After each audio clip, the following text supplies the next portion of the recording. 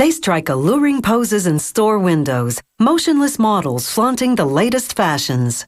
For clothing retailers, mannequins are a vital sales tool. They come in fixed or flexible versions, the body's realistic or abstract. And they can be made out of a range of materials from wood to fiberglass. Meet Lady Swing and Mr. X. Not flesh and bone, but polyurethane foam. These fully flexible fashion figures start out as humongous blocks of soft polyurethane foam. Using a bandsaw, workers divide them into smaller blocks about the size of a large refrigerator. A worker creates a pressed wood mold using both a grinder and a sander to soften the inside. She applies a layer of putty over rough or damaged areas. This will harden and prevent the foam from clinging. She'll make separate molds for the arms, legs, and head and torso. A 1 square meter slab of foam goes on top of the mold. Then a slab of harder foam called a pattern on top of that. The foam layers in wood mold now go through what's called a pressure cutting machine. Pressure forces the slabs together while a thin blade slices the excess foam away. Exactly how much pressure the machine applies is a closely guarded trade secret. The foam arms pop right out on the other side.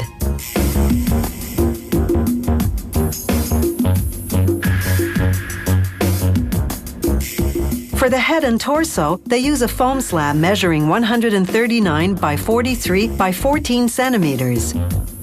And a foam pattern that includes shapes for breasts and a belly button, and grommets to shape the nipples. This foam pattern is impressionistic. These mannequins are not meant to be anatomically correct. Here's the pressure cutting machine close up. 9 rollers compress the mold, soft foam, and pattern slabs together, forcing them through a paper-thin opening and slicing away up to 15 centimeters of foam. True to form, Lady Swing pops up on the other side. Her flexibility is her raison d'être. She and Mr. X are often displayed on sports equipment like snowmobiles and bikes. Their manufacturer first named them in the 1970s, and the monikers just stuck. Workers inspect the mannequin and trim the excess material. They extract her easily because they sprayed the empty mold cavity with lubricant. Next, a worker assembles a half-centimeter thick steel skeleton to give the mannequin some structure. Workers will insert the skeleton between the half sections of the foam body. A welder fuses together 16 joints in the ankles, knees, thighs, hips, elbows, and shoulders. Another worker sprays slow-drying water-based glue on the skeleton and on the foam body sections that'll cover it. This will make them adhere together snugly. The hand skeletons are thin and pliable, like coat hangers, so they'll bend. A worker places the skeleton between the torso halves, positioning the foam so the edges meet evenly.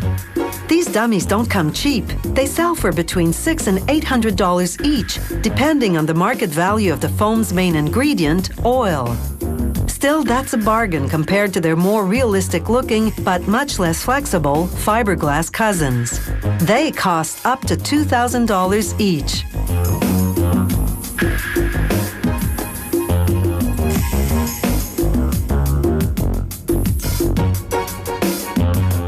After letting the parts dry and set overnight, a worker tests the limbs for flexibility.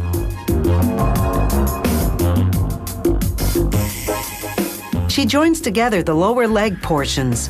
The skeleton protrudes at the heel so it can be secured to the floor when the dummy goes on display. Now here's a scene worthy of a horror movie. Using an electric carving knife, a worker slices off 6 centimeters from the front of the head. Ouch! She glues on a hollow face mask made of plastic using solvent-based glue for an extra strong bond. Next, they spray the mannequin with flesh-colored water-based glue. They sprinkle it with fine powder made of tiny cloth particles. This is called flocking. It takes 12 hours to dry and gives the mannequin a protective, fire-retardant skin. This factory's flocking comes in 18 different colors, from a variety of skin tones to several vibrant colors. Before Lady Swing makes her debut, a makeup session. Powder blush to color her lips and cheeks, and water-based paint on her eyes, lashes, and brows. They add a wig and voila! She's ready for her date with Mr. X.